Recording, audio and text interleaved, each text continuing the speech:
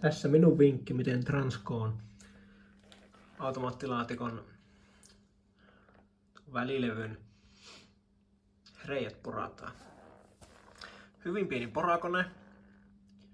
Sain tulla isommalla terällä, joka on 1,2 millin terä. Porattuu kaikki. 8 reikää ilman, että mikään meni poikki. Tuo levy on nähtävästi alumiinia, niin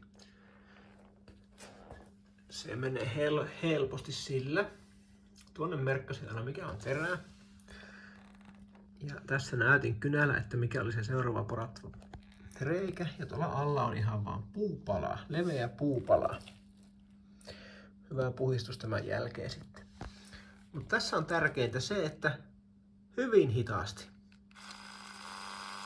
Tämmönen vauhti riittää siihen, että se pora menee läpi tuosta levystä ja tasaisesti suoraan, hyvin varovaisesti. Niin sillä onnistuu. Ei ole mikään ongelma.